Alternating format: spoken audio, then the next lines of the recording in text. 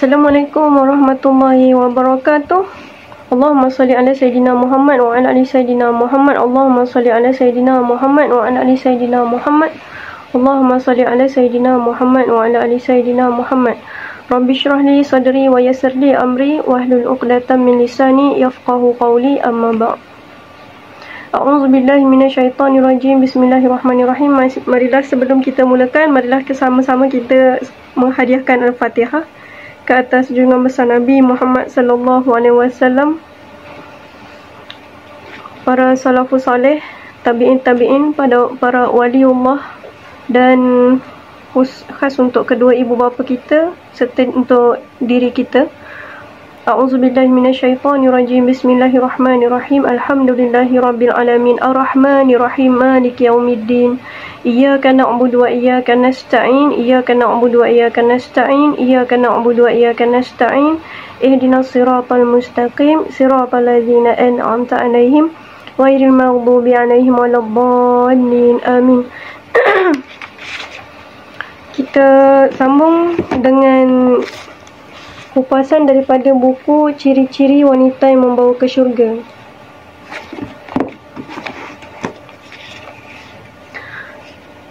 Dalam kupasan kali ini, bab yang keempat, iaitu tanggungjawab masyarakat terhadap wanita.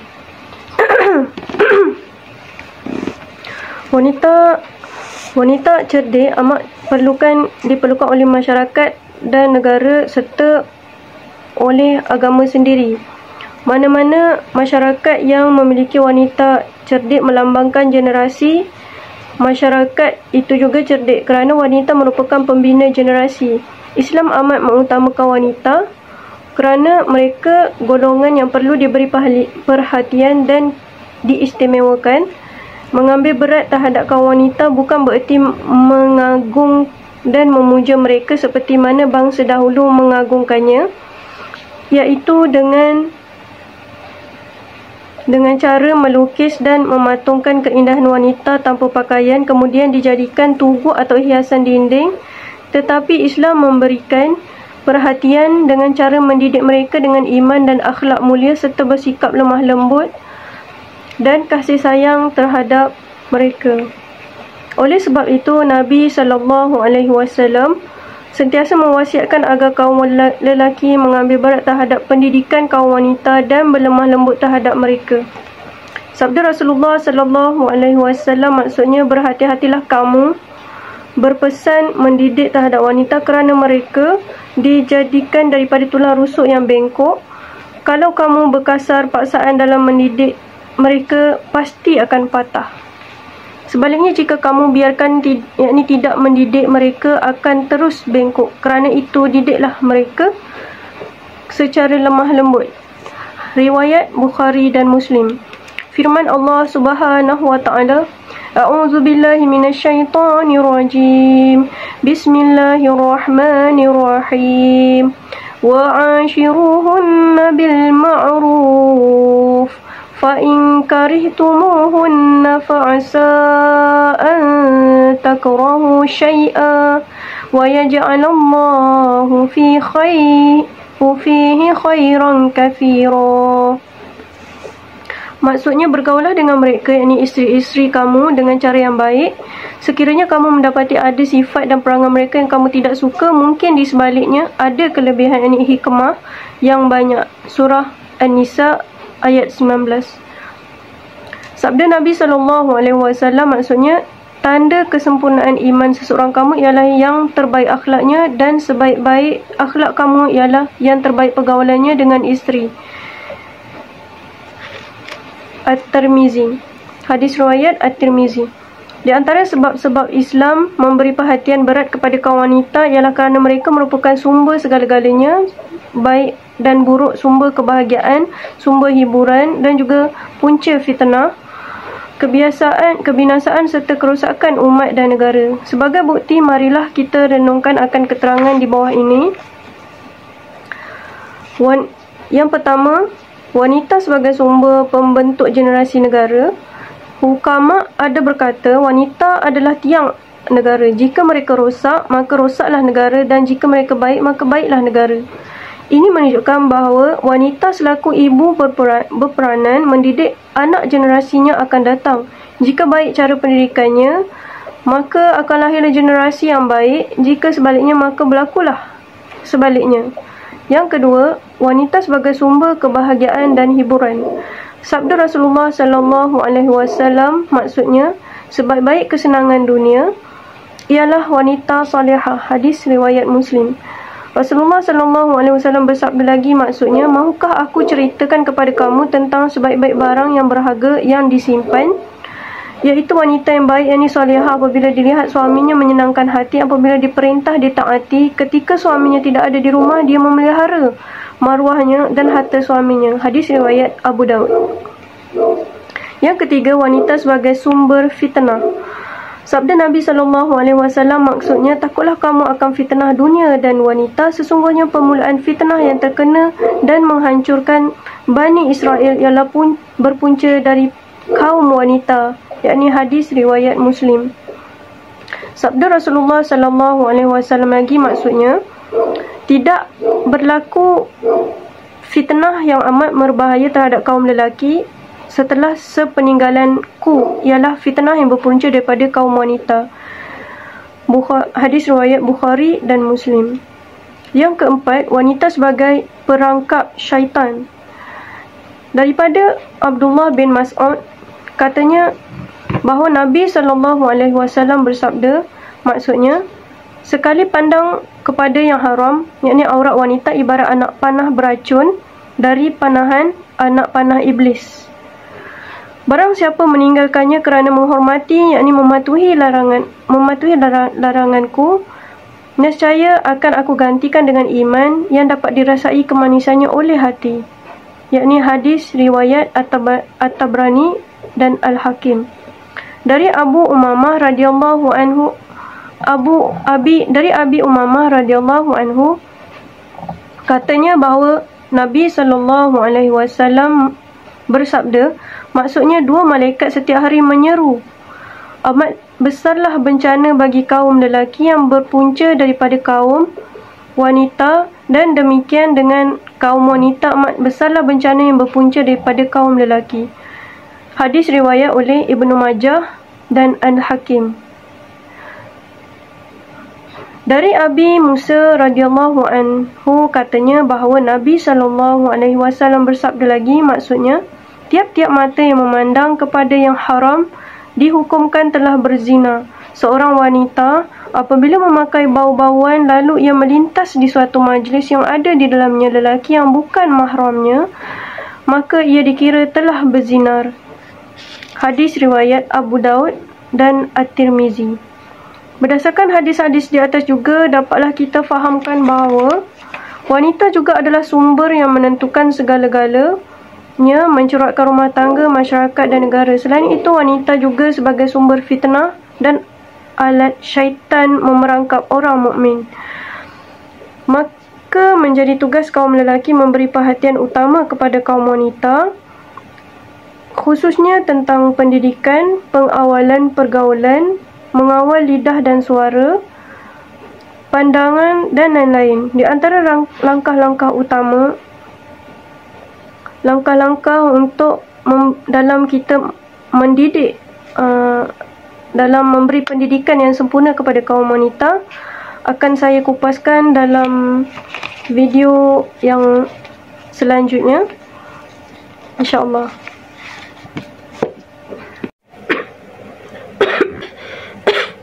Dalam A'udzubillahiminasyaitonirrajim, Bismillahirrahmanirrahim. Dalam sambungan kali ini, saya ingin berkongsikan dua kisah cerita, insya-Allah jika sempat, berkat kesabaran yang dimiliki. Bertajuk berkat kesabaran yang dimiliki.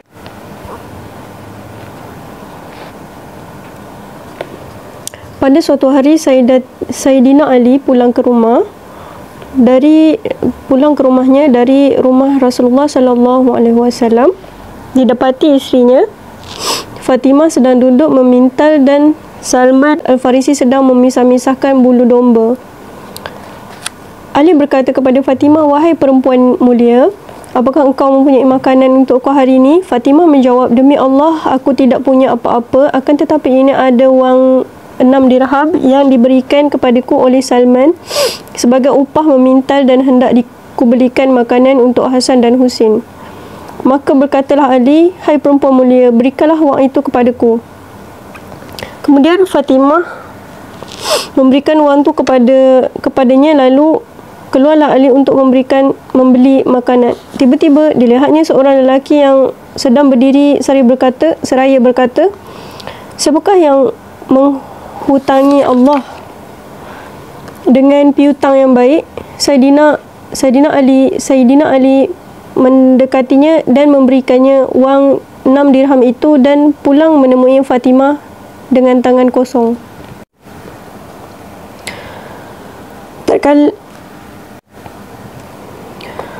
Tatkala Fatimah melihatnya pulang tanpa membawa apa-apa, ia pun menangis. Lalu Ali bertanya, wahai perempuan mulia, mengapa engkau menangis?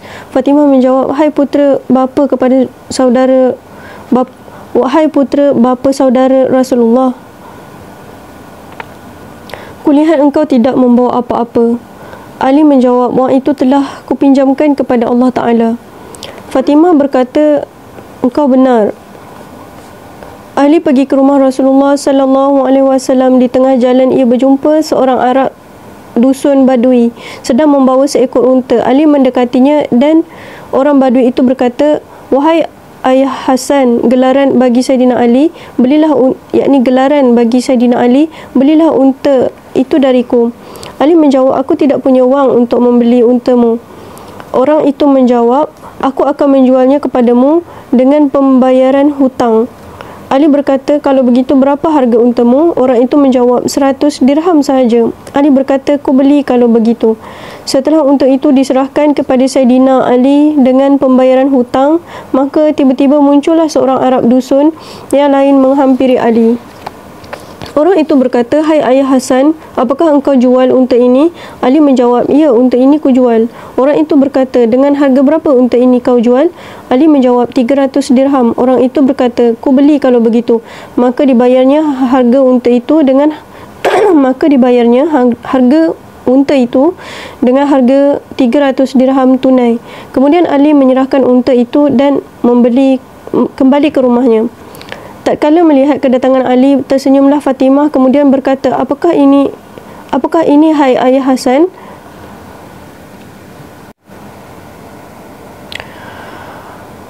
Apakah ini hai ayah Hasan? Ali menjawab, hai puteri Rasulullah, ku beli seekor unta secara ansuran berharga 100 dirham dan ku jual dengan harga 300 dirham secara tunai. Fatimah berkata, engkau telah mendapat taufik. Kemudian Ali keluar menuju rumah Rasulullah sallallahu alaihi wasallam dan tatkala dia masuk, Nabi sallallahu alaihi wasallam melihat kepadanya dan tersenyum. Setelah dia memberi salam kepada Nabi sallallahu alaihi wasallam, maka Nabi Muhammad sallallahu alaihi wasallam berkata, apakah engkau yang menceritakan kepadaku ataukah aku yang menceritakan kepadamu? Ali menjawab, engkau saja yang menceritakan kepadaku. Nabi Muhammad sallallahu alaihi wasallam lalu berkata, hai ayah Hasan, tahukah engkau siapa orang yang menjual unta kepadamu dan orang dusun yang membeli unta darimu? Ali menjawab, Allah dan Rasulnya lah yang lebih tahu akan hal itu. Maka berkatalah Nabi Muhammad sallallahu alaihi wasallam, beruntunglah engkau hai Ali, engkau memberikan pinjaman kepada Allah 6 dirham dan Allah memberimu 300 dirham.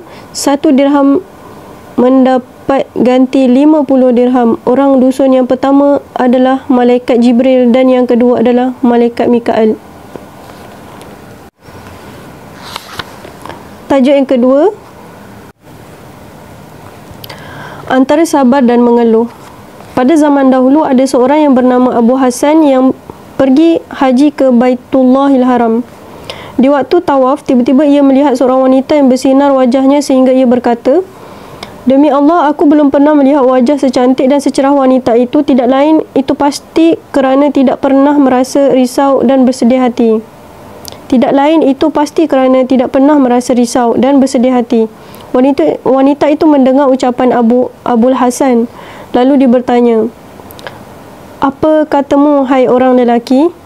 Demi Allah, aku tetap terbelenggu oleh perasaan duka cita dan luka hati kerana risau dan tidak ada seorang pun yang membantu aku dalam hal ini. Abu Hasan bertanya, bagaimana halmu yang merisaukan itu? Wanita itu menjawab, pada suatu hari ketika suamiku menyembelih kambing kurban, pada waktu itu aku mempunyai 2 anak yang sudah boleh bermain-main dan yang masih menyusu. Dan ketika itu aku bangun untuk membuat makanan. Tiba-tiba anakku yang agak besar berkata kepada adiknya, hai adikku, sukakah aku tunjukkan padamu bagaimana ayah menyembelih kambing? Jawab adiknya, baiklah kalau begitu. Lalu adiknya ditelentangkan dan disembelihnya. Kemudian dia merasa ketakutan setelah melihat darah bercucuran dan lari ke bukit, di mana di sana ia telah dimakan oleh serigala. Lalu ayahnya pergi mencari anaknya itu hingga mati kehausan. Dan ketika aku letakkan bayiku dan aku keluar ke pintu untuk melihat keadaan ayahnya, tiba-tiba bayiku itu merangkak menuju ke periuk yang berisi air mendidih dan ditariknya periuk itu akhirnya tertumpahlah dan mengenai badannya sehingga melecur kulitnya. Kemudian berita ini telah sampai pada putraku yang telah berkahwin di daerah lain, maka ia pun jatuh pingsan hingga menemui ajalnya. Dan kini aku tinggal sebatang kara di antara mereka semua. Abul Hasan bertanya, bagaimanakah kesabaranmu menghadapi musibah yang hebat itu? Wanita itu menjawab, tiada seorang pun yang dapat membezakan antara sabar dan mengeluh, melainkan ia menemukan di antara keduanya ada perbezaan. Adapun sabar dengan memperbaiki yang lahir, maka hal itu baik dan terpuji hasilnya. Dan adapun mengeluh, maka orangnya tidak dapat apa-apa, yakni sia-sia belaka. InsyaAllah mungkin sempat lagi satu cerita. Sini saya ingin berceritakan tentang kisah Nabi Musa dengan seekor burung helang. Pada satu hari ketika Nabi Musa keluar berjalan-jalan bersama dengan Yasa' bin Nun, tiba-tiba ada seekor burung putih yang hinggap pada bahu Nabi Musa AS, dan burung itu berkata, wahai Nabi Allah, lindungilah aku dari pembunuhan hari ini. Nabi Musa bertanya, dari siapa? Jawab burung itu, dari burung helang yang mahu memakanku. Burung itu lalu masuk ke lengan Nabi Musa AS, dan tidak berapa lama kemudian datanglah burung helang terbang menghadap Nabi Musa dan berkata, hai Nabi Musa, janganlah engkau menghalangi aku dari buruanku. Kata Nabi Musa, aku akan menyembelih seekor kambingku untukmu sebagai ganti. Jawab burung helang, daging kambing tidak sesuai bagiku. Selanjutnya burung helang itu berkata, sebagai gantinya aku ingin makan 2 matamu saja. Jawab Nabi Musa, baiklah kalau demikian. Kemudian Nabi Musa AS tidur menelentang dan burung helang itu hinggap di dada Nabi Musa AS dan hendak mematuk 2 matanya dengan paruhnya. Melihat hal yang demikian itu, Yasa' bin Nun berkata, wahai Nabi Allah, apakah engkau menganggap mudah 2 mata engkau hanya kerana urusan burung ini saja? Maka burung itu terbang dari lengan baju Nabi Musa dan burung helang lalu mengejarnya. Akhirnya kedua burung itu kembali menghadap Nabi Musa AS seraya berkata salah seekor darinya, aku sebenarnya adalah malaikat Jibril dan kawanku ini adalah malaikat Mikail. Tuhanmu telah menyuruh kami untuk mencuba kepadamu, mengujimu, boleh bersabarkah engkau dengan qada Tuhanmu ataupun tidak. Sekian, wabillahi taufiq wal hidayah. Wassalamualaikum warahmatullahi wabarakatuh.